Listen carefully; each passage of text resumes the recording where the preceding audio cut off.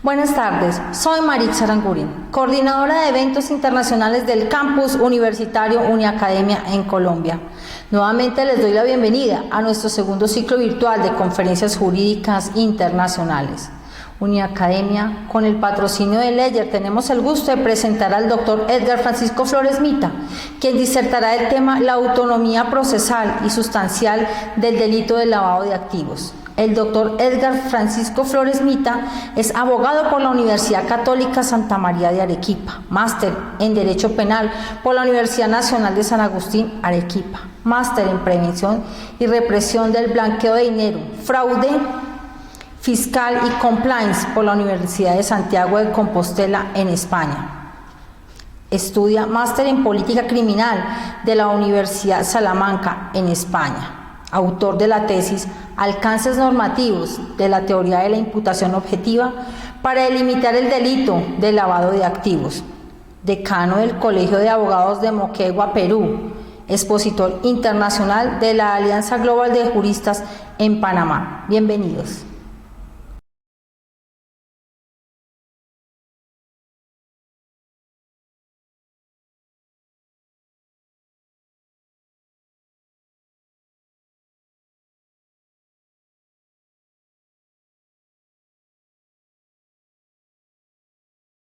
Buenos días, mi nombre es Francisco Edgar Flores Mita, soy de la región Moquegua, Perú.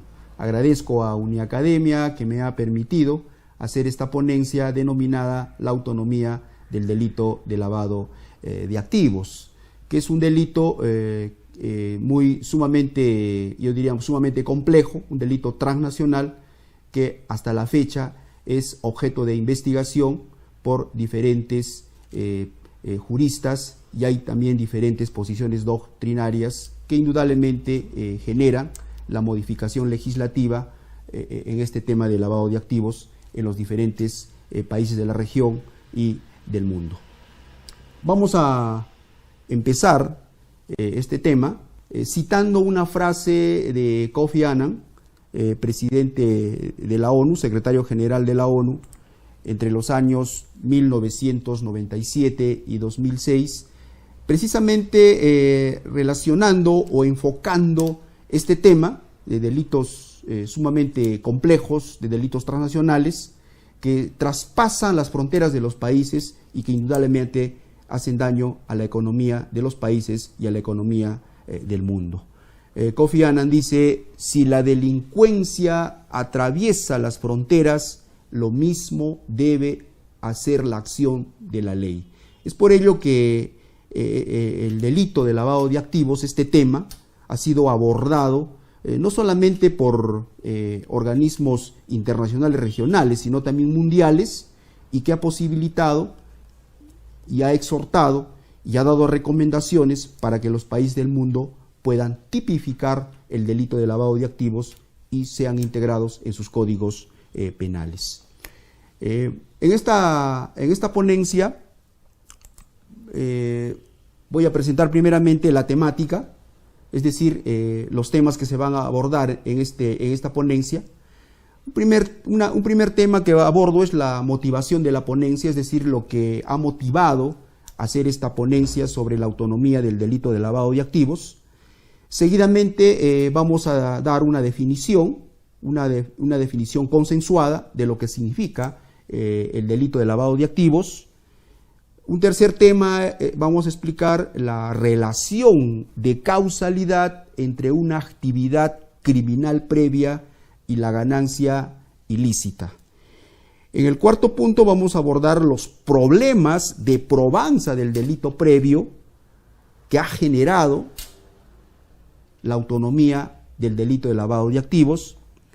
Y en el quinto punto vamos a hablar precisamente ya de la autonomía procesal y la anhelada autonomía sustancial del delito de lavado de activos, para culminar con nuestras conclusiones, y con lo cual termina pues esta ponencia. Esperamos de que esta ponencia rinda las expectativas que Uniacademia tiene centrados en todos sus ponentes. ¿Qué ha motivado a hacer esta ponencia?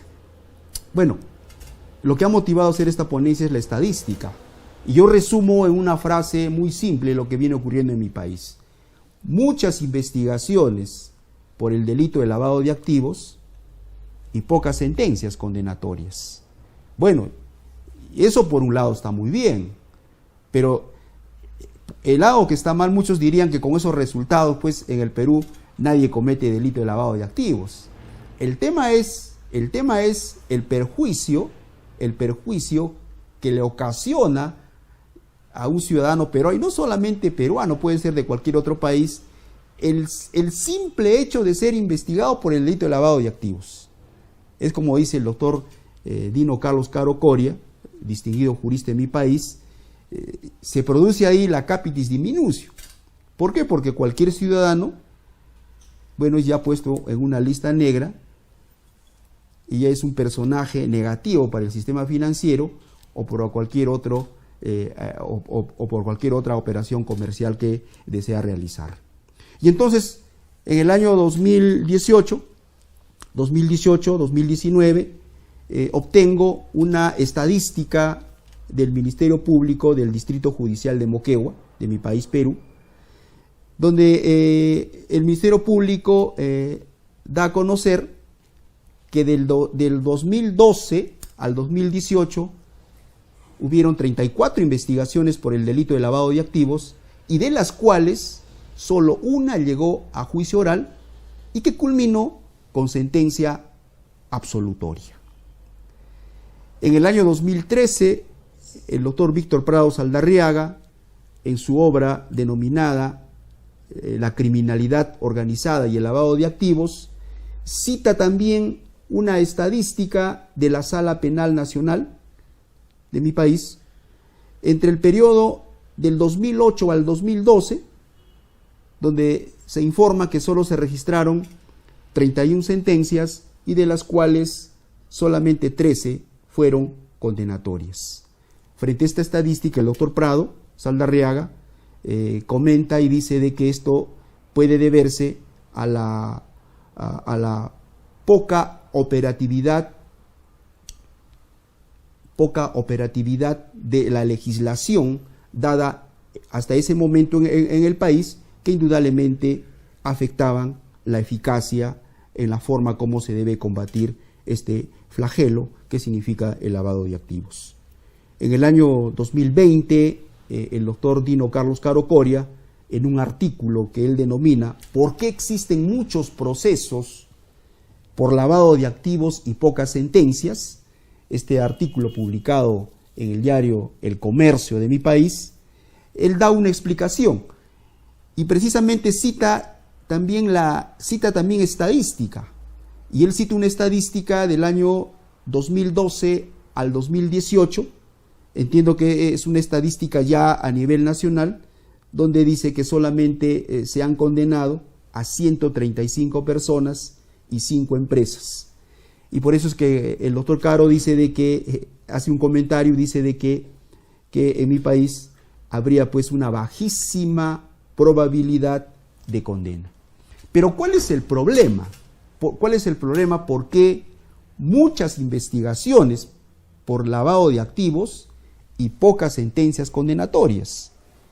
El problema radica, según Caro Coria, y yo comparto con él, en vista de que yo también hice una investigación a efectos de hacer una tesis en materia de lavado de activos, es que el problema radica en que el Ministerio Público, en estas investigaciones de lavado de activos, no quiere probar el delito previo. No quiere probar, a pesar de que ya se ha flexibilizado hoy en día y ha sido sustituido el término delito previo por origen ilícito, no quiere probar el origen ilícito. No quiere probar el ilícito penal o no quiere probar la actividad delictiva. Mientras que la defensa de los investigados por el delito de lavado de activos exigen que se pruebe de manera fehaciente el delito previo. Hoy en día, que se pruebe de manera fehaciente el origen ilícito, el ilícito penal o la actividad delictiva.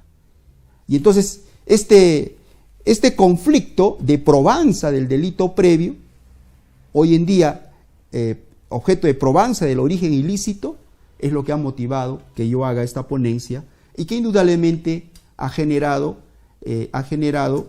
que el delito de lavado de activos comience pues a proclamar su autonomía para efectos de investigación y procesamiento en relación al delito previo. Entonces, esto es lo que ha motivado esta investigación. Ahora vamos a pasar a dar una definición del delito de lavado de activos, una definición consensuada, teniendo en cuenta las diferentes posturas y un sinfín de definiciones que la dan indudablemente distinguidos juristas, tanto españoles como latinos. Nosotros hemos querido sintetizar una definición de lavado de activos de la siguiente manera. Lavado de activos o lavado de dinero, como se le denomina en otros países, o blanqueo de capitales, es toda operación mediante la cual los bienes provenientes de un delito, hoy sustituido indistintamente por la expresión origen ilícito, ilícito penal o actividad delictiva, son convertidos, transferidos, adquiridos, utilizados, poseídos o puestos en circulación en el mercado de cualquier modo con la finalidad de ocultar o encubrir su origen ilícito. Esta definición que acabamos de dar, hemos subrayado ahí algunas frases que precisamente van a servir para una mejor explicación de esta ponencia. Como ustedes pueden ver en la diapositiva que he presentado de la definición de lavado de activos, he subrayado el término provenientes de un delito, Y aquí es donde radica el problema de probanza, que hace un momento ya lo indiqué.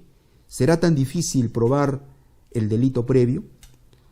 Que esto ha motivado que los organismos internacionales y la jurisprudencia, sobre todo española, comenzó pues a dar una interpretación en el sentido de que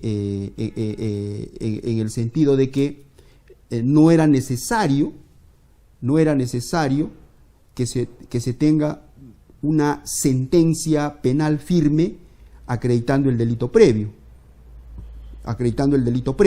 No era necesario. La jurisprudencia española, esa es la tendencia.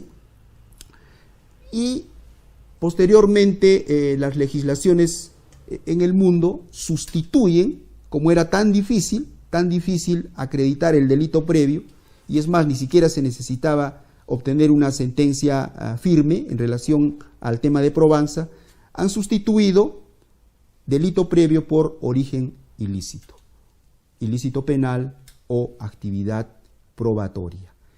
Y a pesar de eso, consideran de que hay problemas de probanza a efectos de poder condenar a una persona por el delito de lavado de activos.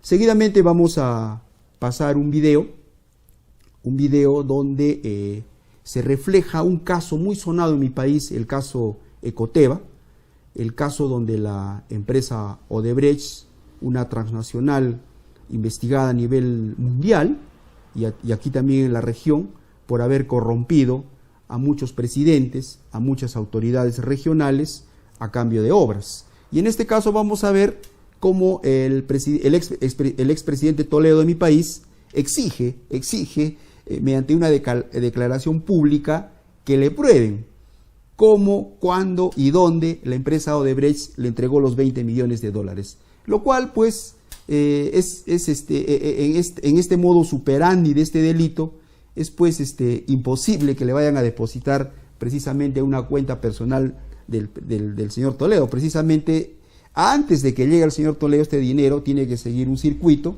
precisamente que es lo que se denomina el lavado. Pero veamos el video a efecto de que ustedes puedan sacar sus propias conclusiones. Adelante, por favor. Diga, por favor, cuándo, cómo y a dónde y en qué ¿A qué banco me ha dado 20 millones a mí? No le permito. Nunca Alejandro Toledo ha recibido ningún dinero de Odebrecht o del señor Barata. Hace apenas unos días, el expresidente Alejandro Toledo rechazaba haber recibido dinero de la corrupción. En entrevista en Cuarto Poder, incluso desafió a Jorge Barata, ex representante de Odebrecht en el Perú y actual colaborador eficaz de la justicia brasileña, a demostrar que le había entregado dinero. Y es que Barata afirma haber dado 20 millones de dólares al expresidente como soborno por ganar la licitación de varios tramos de la interoceánica. Pero aunque Toledo lo niegue, para la Fiscalía está claro que el caso Lavallato se relaciona con el de Ecoteva, por el que es investigado el expresidente. De acuerdo a la hipótesis del Ministerio Público, Jorge Barata transfirió 11 millones de dólares de un total de 20, desde el banco Trent Bank Ltd de Brasil a una cuenta en el Citibank de Londres. Esta cuenta pertenecería a la empresa Trailbridge Ltd, propiedad de Joseph Mayman, amigo y financista de Toledo. Luego Mayman habría movido este dinero entre las cuentas de sus diversas empresas. Así, el dinero depositado en la cuenta de su empresa Trailbridge Ltd fue transferido después a la cuenta de la compañía Merhab MNF, con sede en Israel, y también de su propiedad. Según la Fiscalía, Mayman transfirió 17.527.000 dólares desde Merhab a la cuenta en el LGT Bank de Suiza, de la empresa Confiado International Corp., constituida en Panamá y también de propiedad de Mayman. Como siguiente paso, habría transferido un total de 10.024.120 dólares desde la empresa Confiado International Corp. A la empresa Ecoteva Consulting Group. Con el dinero de la empresa Ecoteva Consulting Group, se compra la Casa de las Casorinas y la oficina en el edificio Omega de Surco, presuntamente para el expresidente Alejandro Toledo, y se pagan las hipotecas de sus viviendas en Camacho y Punta Sal. Una ruta del dinero de la que por fin se va conociendo cada vez más su origen y destino final, y que va encerrando en un círculo de dudas y problemas legales a Alejandro Toledo, alguna vez presidente y autoproclamado defensor de la democracia. Bien, como ustedes han podido ver en el video que se ha pasado, vemos el circuito del dinero que sigue desde el momento en que son entregados los 20 millones de dólares por esta empresa Odebrecht, que era el modo que esta empresa ganaba grandes obras públicas aquí en la región y en el mundo. Y entonces, como el expresidente Toledo exige ante los medios de prensa que le prueben cómo, cuándo y dónde la empresa Odebrecht le habría entregado 20 millones de dólares. Pero esto va a ser imposible probar lo que exige el expresidente Toledo, porque el modus operandi en el delito de lavado de activos es que se utiliza testaferros inicialmente. Estos 20 millones no entran a las cuentas de Toledo, entran a las cuentas de un testaferro, como es Joseph Mayman, y de ahí ese dinero es transferido a una empresa offshore denominada Ecoteva en Costa Rica, para ahí recién ingresar al Perú, para que se pueda pagar dos hipotecas que tenía aquí el expresidente Toledo, de sus viviendas, y la adquisición de un bien inmueble sumamente honoroso, 4 millones de dólares, y la adquisición de una oficina por más de 800.000 dólares. Entonces, ustedes pueden ver ahí el circuito del dinero, y que ese dinero que tiene un origen ilícito, puesto que proviene del Departamento de Operaciones Estructuradas de Odebrecht, que era un fondo, una caja que utilizaba Odebrecht para sobornar a presidentes y además gobernadores, no ingresa directamente pues a la cuenta del expresidente. Tiene que seguir una ruta que es precisamente el origen ilícito, y al seguir la ruta el dinero prácticamente se lava hasta que ingresa al país para pagar las hipotecas del presidente Toledo. Entonces aquí vemos la dificultad que se tiene para probar el origen ilícito. En el segundo punto abordamos el tema precisamente de la relación de causalidad entre una actividad criminal previa y la ganancia ilícita. Es que en el juicio en el juicio tiene que probarse esta relación de causalidad entre el dinero que proviene de una actividad ilícita y que ese dinero tiene que ser objeto de lavado. Es decir, la ganancia ilícita tiene que provenir tiene que tener origen en un delito previo. Su origen tiene que ser ilícito y que esa ganancia ilícita sea objeto del lavado. Entonces, ¿dónde radican los problemas de probanza? En probar el origen ilícito. Leonardo Bron, que es un maestro argentino, también hace hincapié en el tema de probanza en relación al origen ilícito. Leonardo Bron dice de que en el tipo penal de lavado de dinero, conforme este tipo penal, el término origen ilícito como un elemento normativo del tipo penal de lavado de activos. Así como el tipo penal es la sumatoria de otros elementos normativos, de otros verbos, sumado a ello el elemento subjetivo, tiene que ser objeto de probanza. Ustedes saben de que todo elemento normativo de un tipo penal tiene que probarse. Y en el caso del lavado de activos, con mucha mayor razón, tiene que probarse el origen ilícito de la ganancia. Tiene que probarse ese elemento normativo.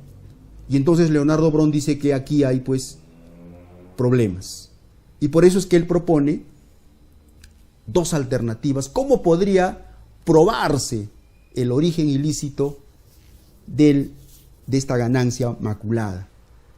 Él lanza una primera alternativa y dice que una primera alternativa sería de que exista una sentencia condenatoria firme. Es decir, primero, sentencia condenatoria firme en relación al delito previo, lo cual indudablemente va a generar más problemas, porque esperar a que haya una sentencia penal firme para luego recién investigar lavado, indudablemente que haría poco efectivo la legislación. Habría poca operatividad en el combate, en la lucha contra el delito de lavado de activos.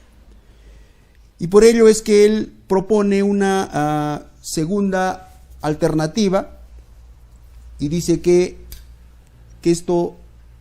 el tema de probanza del delito previo, dice que debe dejarse al tribunal que conoce del delito de lavado y que sea quien determine ese extremo a través de los indicios.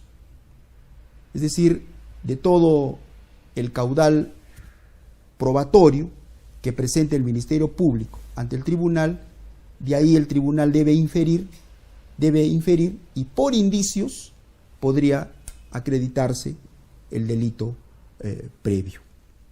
Entonces aquí tenemos dos alternativas. La primera alternativa, que exige sentencia penal firme que acredite el delito de lavado de activos, y una segunda alternativa que solo se pruebe a través de los indicios. En relación a este punto, en mi país, el origen ilícito de los bienes puede probarse mediante prueba directa o prueba indirecta, o la prueba denominada prueba por indicios. En relación a la primera alternativa, indudablemente que los organismos internacionales, siendo pues el delito de lavado de dinero un delito transnacional, hay pronunciamientos, hay convenios que buscan que la legislación sea más operativa, sea más eficaz. Es por ello que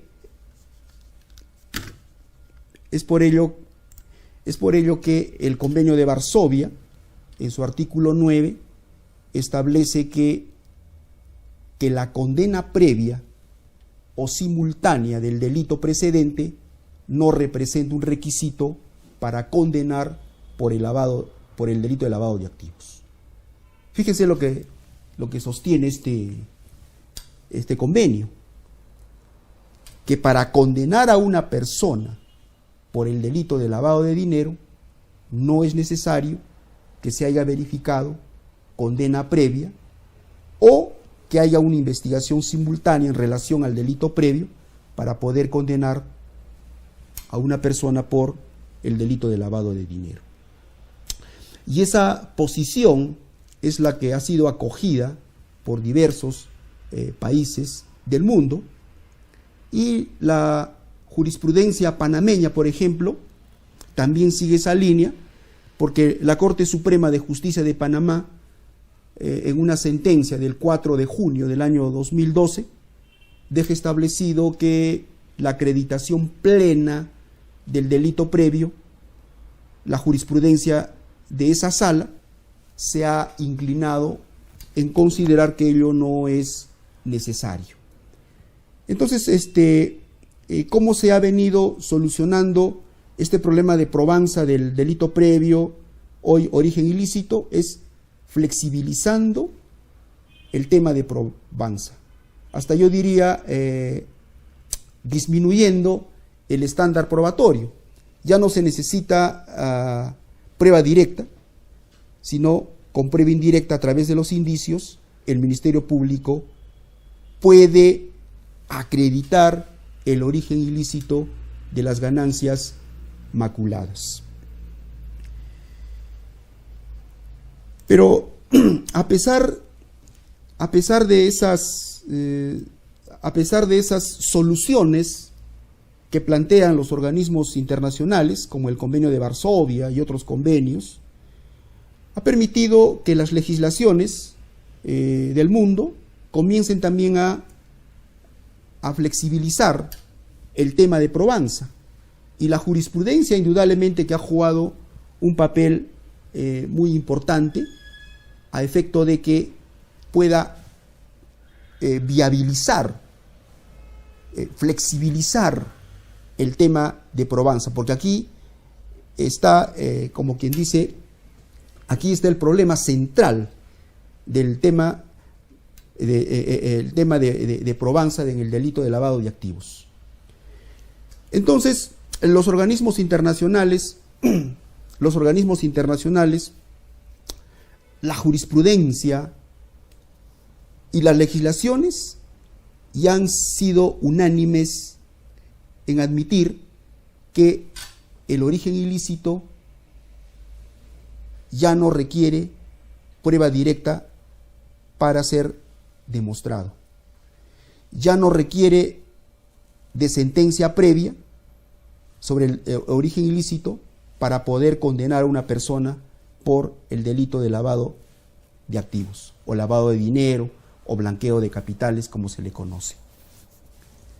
Es por ello que ya en el punto 3 hacemos ver que las legislaciones en el mundo, en especial la legislación peruana y la legislación paraguaya, ya en sus textos legales proclaman la autonomía del delito de lavado de activos. En el Perú, por ejemplo, el decreto legislativo 1106 del 27 de junio del año 2012, en su artículo 10, dice: el delito de lavado de activos es un delito autónomo. Como ustedes pueden ver, la legislación peruana recoge ya el término autónomo.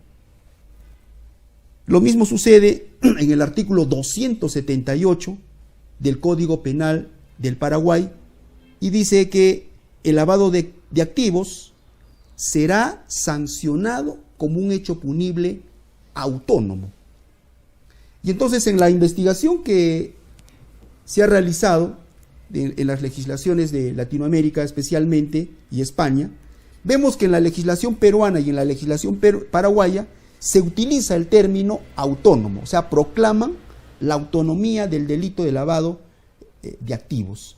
Pero ¿qué significa esa autonomía? Esa autonomía significa cómo se va separando, cómo se va desvinculando el delito de lavado de activos del delito previo, hoy origen ilícito, hoy ilícito penal o actividad delictiva. Vemos cómo se va desvinculando poco a poco del origen ilícito. Y eso en una posición muy modesta por parte mía, yo pienso que eso es empezar a desnaturalizar el tipo penal de lavado de activos, porque el tipo penal de lavado de activos nace en la Convención de Viena de 1988, siempre vinculada a un delito previo. Y es por ello que los tipos penales en el mundo consideran como elemento normativo del tipo penal de lavado de activos el origen ilícito, como objeto de probanza. Tiene que probarse el origen ilícito. Pero vemos aquí cómo se va separando, se va desvinculando el delito de lavado de activos del delito previo o hoy denominado origen ilícito. Fíjense que en la legislación peruana, en el decreto legislativo 1106, incluso da a entender que estaríamos hablando de ya no solo de una autonomía procesal, sino también de una autonomía sustancial. Fíjense, yo diría de lo atrevido, que es el artículo 10 del decreto legislativo 1106 de mi país. Dice: el delito de lavado de activos es un delito autónomo. Para su investigación y procesamiento no es necesario que las actividades criminales previas, y ojo, yo subrayo, hayan sido descubiertas. Fíjese lo que está diciendo aquí, que para su investigación y procesamiento la actividad delictiva previa no es necesaria que incluso haya sido descubierta. Es decir, no tenemos nada. Yo me hago una pregunta: ¿cómo podríamos investigar, cómo podríamos procesar a una persona sin haber sido descubierto el origen ilícito? ¿No habría una transgresión al principio de imputación necesaria? ¿No? Porque toda persona tiene derecho que desde el momento que se le inicie una investigación, el fiscal le tiene que decir por qué te estoy investigando. Y en especial, siquiera a nivel de sospecha, tiene que decirle cuál es pues el delito previo de donde se origina los bienes objeto de lavado.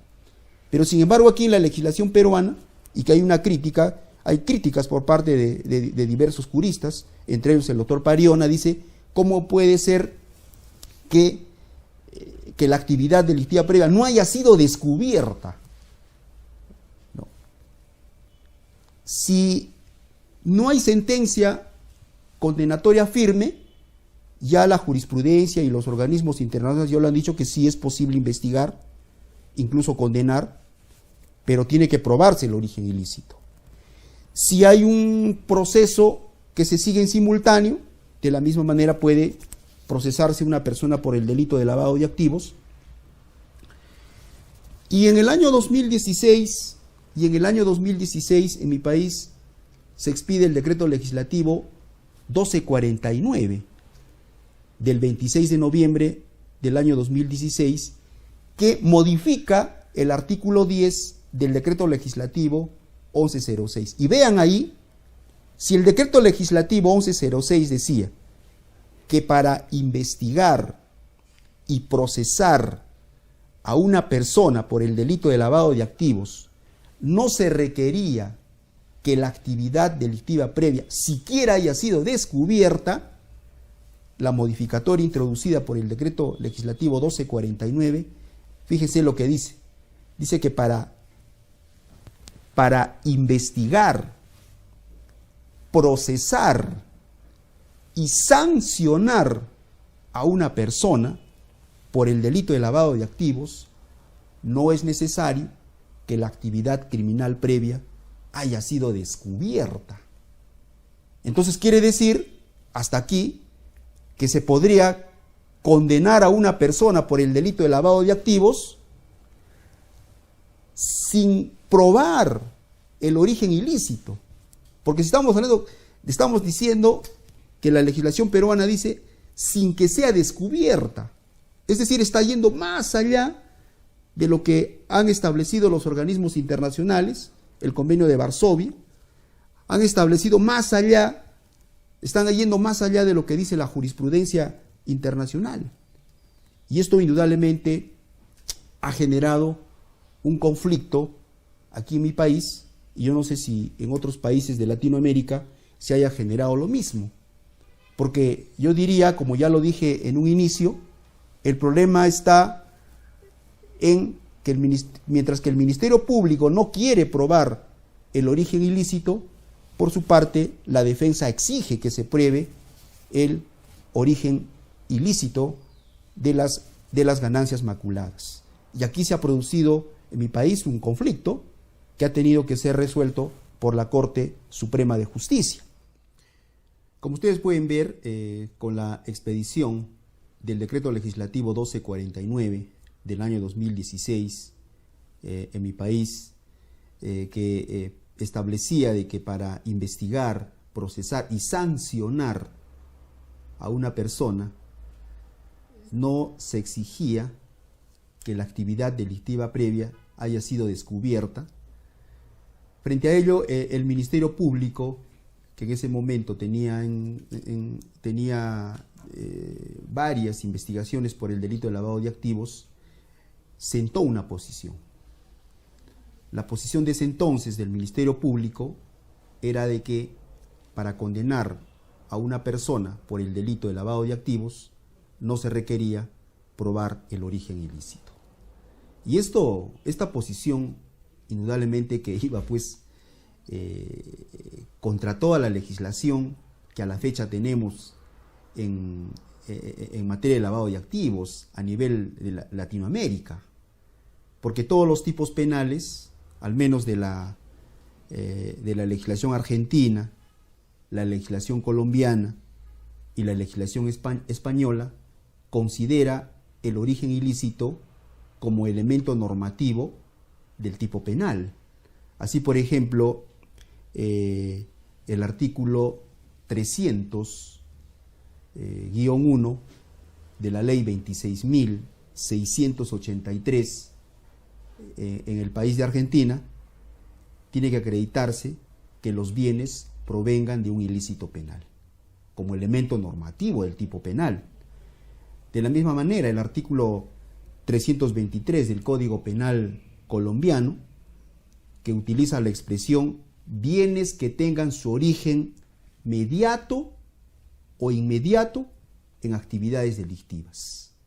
Como pueden ver también, el origen ilícito está en el tipo penal de lavado de dinero en la legislación colombiana. Y en el artículo 301, numeral 1 del Código Penal español, de la misma manera, habla de que la ganancia tiene que provenir de una actividad delictiva.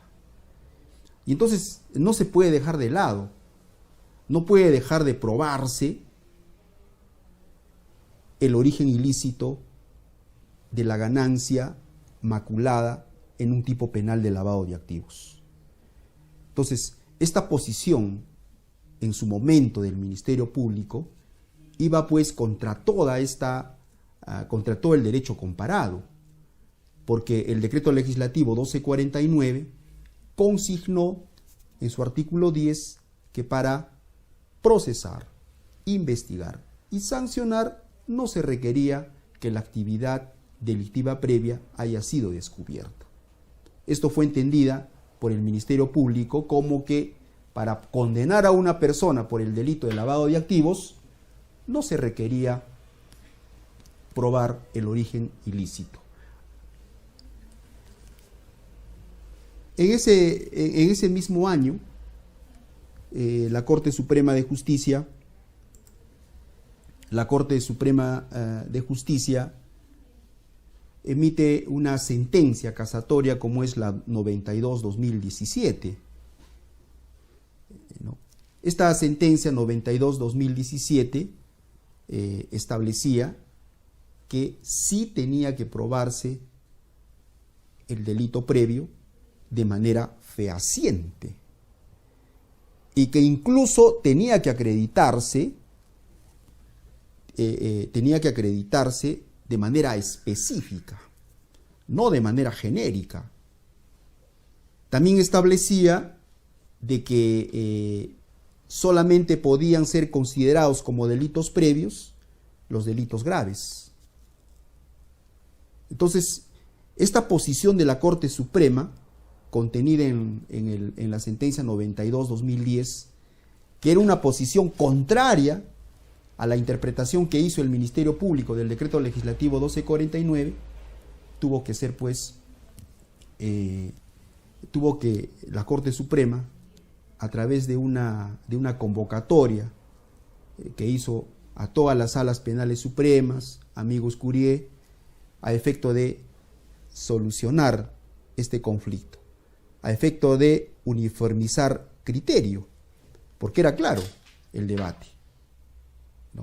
No quiero pecar de reiterativo, pero creo que es importante fijar cuáles eran las dos posiciones ya de una manera sucinta. Primero, el Ministerio Público decía que gracias al decreto legislativo 1249 ya no era necesario probar el origen ilícito del dinero y que se podía condenar a una persona por el delito de lavado de activos.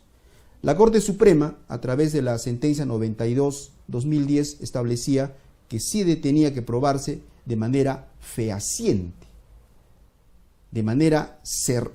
con una certeza, más allá de toda duda razonable, el origen ilícito de las ganancias maculadas, y que solamente podían considerarse como delitos previos los delitos graves. Entonces, frente a esas dos posiciones, es que la Corte Suprema de mi país expide la sentencia plenaria casatoria 1/2017 del 25 de octubre del 2015, precisamente para zanjar esa discusión.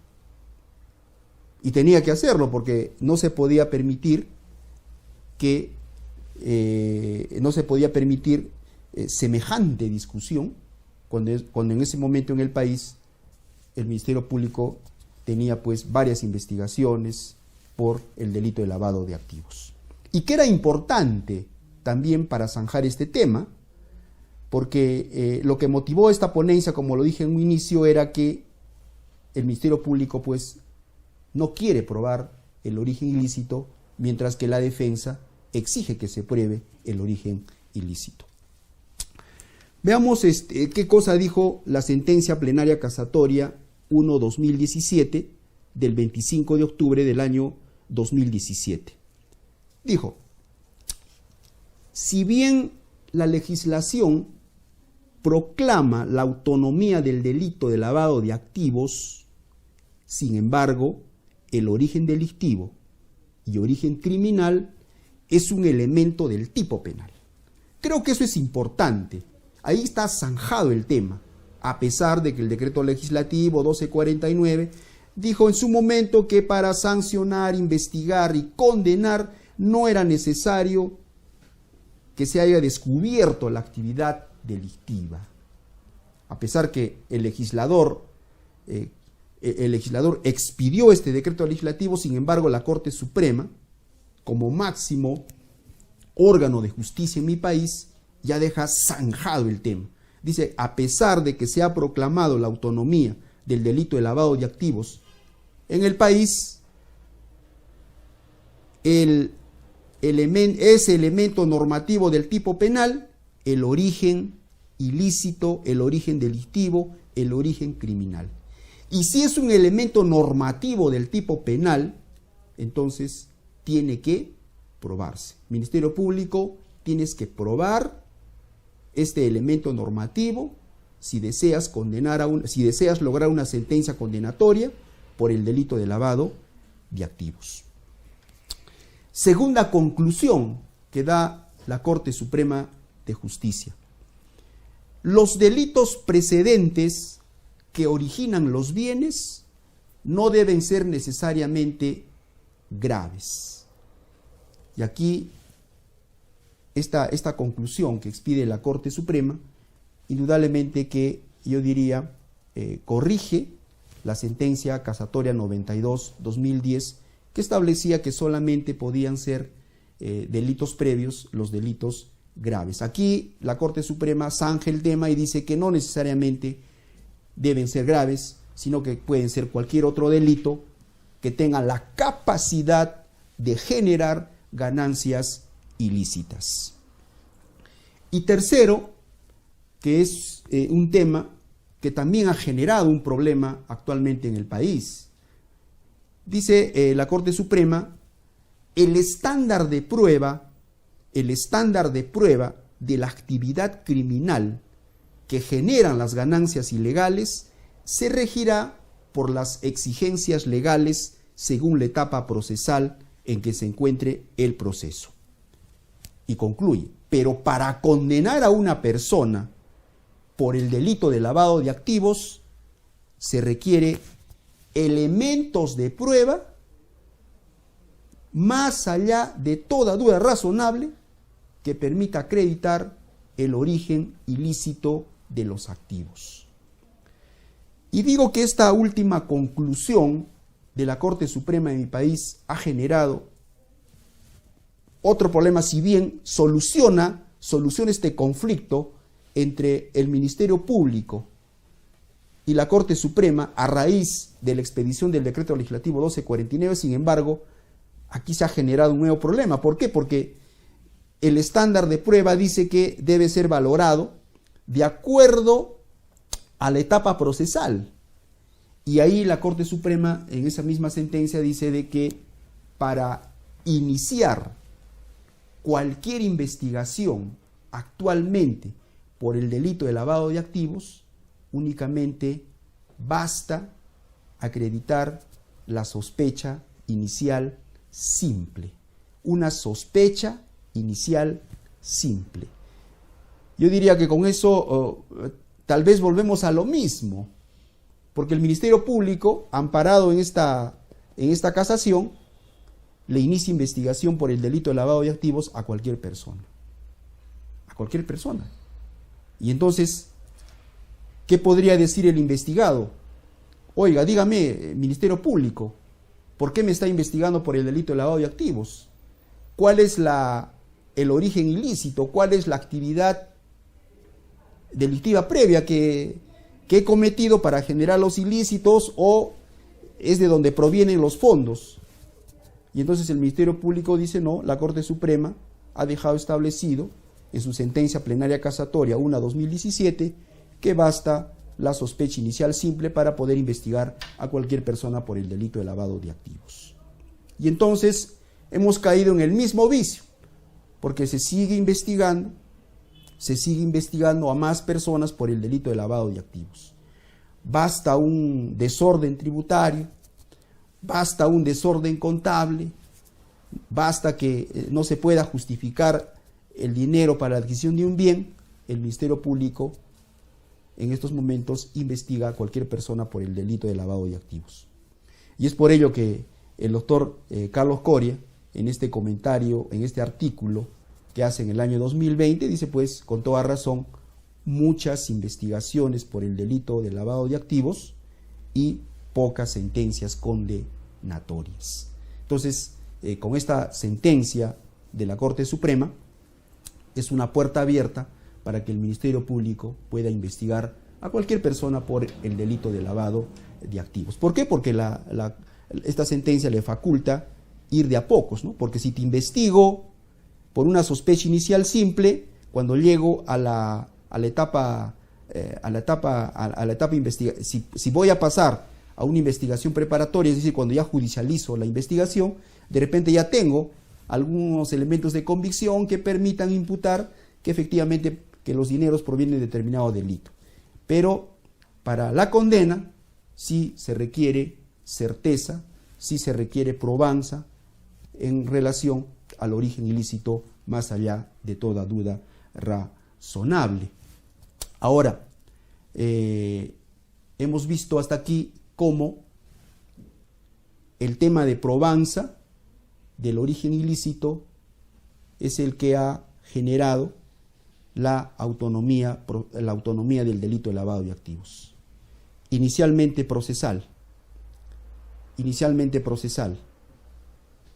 y que la legislación peruana, a través del decreto legislativo 1249, quiso materializar una autonomía sustancial, la cual, gracias a la reacción de la Corte Suprema, que interpreta correctamente el artículo 10 del decreto legislativo 1249, establece que no puede haber autonomía sustancial del delito de lavado de activos en mi país. Por lo tanto, solo puede haber una autonomía procesal, no una autonomía sustancial o sustantiva del delito de lavado de activos. Es decir, que a la fecha no se puede condenar a una persona por el delito de lavado de activos si es que previamente no se ha probado, aunque sea de manera indiciaria, el origen ilícito de los bienes maculados. Y entonces vamos a establecer ahora a qué conclusiones hemos arribado luego ya en la parte final de esta ponencia. Y creo que a nivel de Latinoamérica, y yo me atrevería a decir que también en España, no se puede todavía condenar a una persona si es que previamente no se ha demostrado, aunque sea de manera genérica, el origen ilícito de los bienes maculados. Hemos llegado a 4 conclusiones.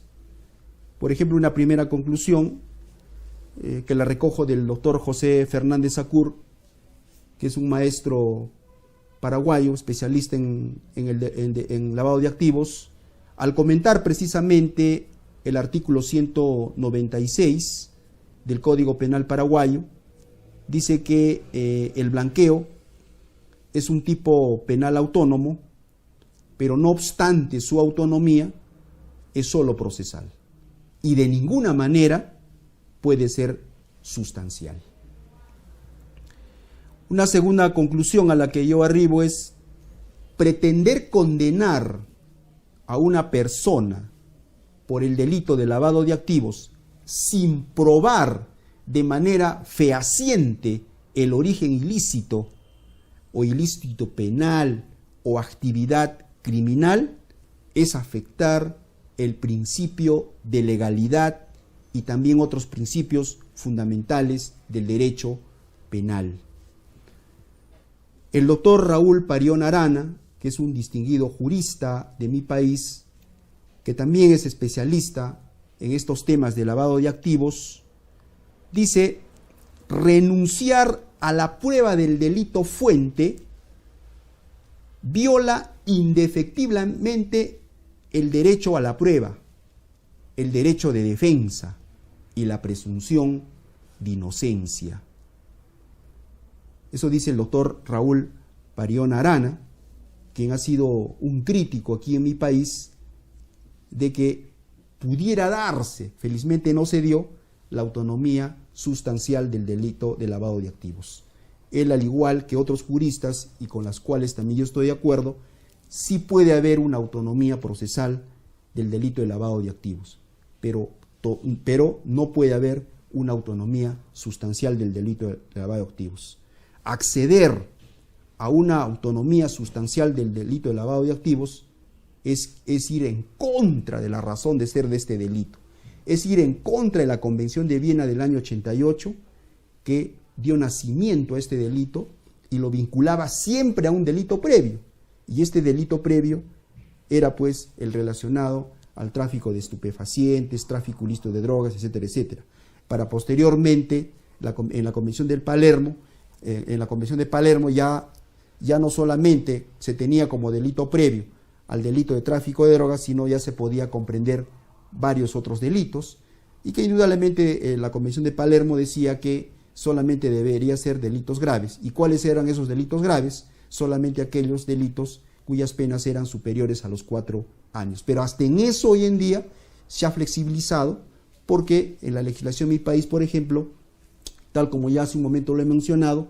no solamente los delitos graves pueden ser considerados como ilícitos previos, sino todos aquellos delitos o sea, aquellos delitos que estén en la capacidad de generar ganancias ilícitas. Aquí se hace, pues, se pone de manifiesto lo que dice el maestro español Lascurain. Aquí lo que busca el legislador es que no pongas tus manos sobre el dinero sucio.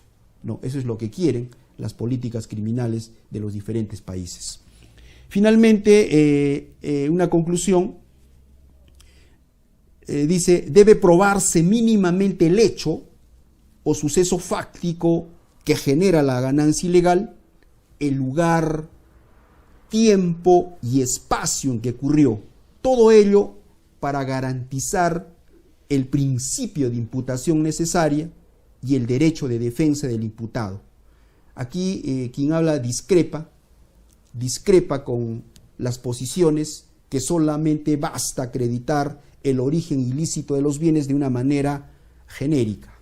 Yo pienso que se debe de exigir especificidad, porque probar de manera genérica lleva pues a la comisión de muchas arbitrariedades. Se afecta el principio de imputación necesaria, que es un principio fundamental a que el ciudadano, desde el momento mismo que se le inicie una denuncia por el delito de lavado de activos, el Ministerio Público tiene que comunicarle cuál es el hecho que se le está atribuyendo y en especial el origen o el presunto o la sospecha de dónde provienen los bienes. Eso es importante, porque si no, ¿cómo me voy a defender?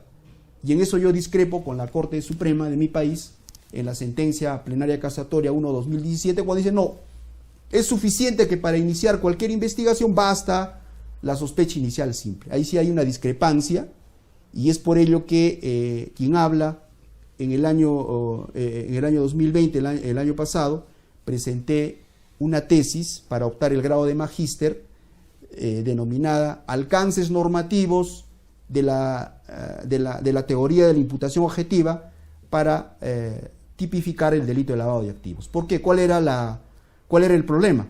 El problema era que esta sentencia plenaria 1/2017 era una puerta abierta para que en mi país a cualquier persona se le investigue por el delito de lavado de activos. Y entonces lo que yo propongo es que la teoría de la imputación objetiva se aplique en etapas tempranas de la investigación para poder delimitar correctamente cuándo hay lavado de activos o cuándo no hay este delito, porque iniciar una investigación sin tener siquiera una sospecha de dónde provienen los bienes, indudablemente que afecta el principio de imputación necesaria. Y ya yo le he dicho al inicio de mi ponencia, esto genera muchos perjuicios a los ciudadanos. Prácticamente se les aplica la capitis diminutio, es decir, a estos ciudadanos se los coloca en una lista negra. En una lista negra. Son tachados por el sistema financiero, comercial del país. Se convierten en los apestados del sistema. Y esto recién culmina luego de 3, 4, 5, 6 años, cuando son absueltos por la Corte, por el Poder Judicial, y donde para dar una respuesta decir no se ha podido determinar el origen ilícito de los bienes, porque pudo haberse tratado de algún desorden contable, algún desorden tributario, etcétera, etcétera.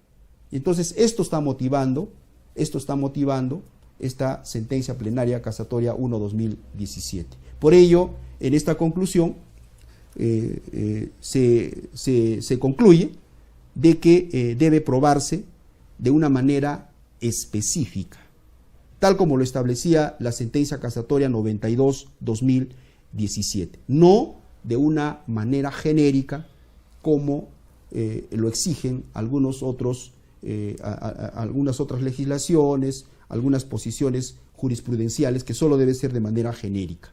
Nosotros planteamos que el Ministerio Público tiene que probar el origen ilícito de los bienes, especificando de dónde proviene la ganancia ilegal, estableciendo lugar, tiempo y espacio en que ocurrió.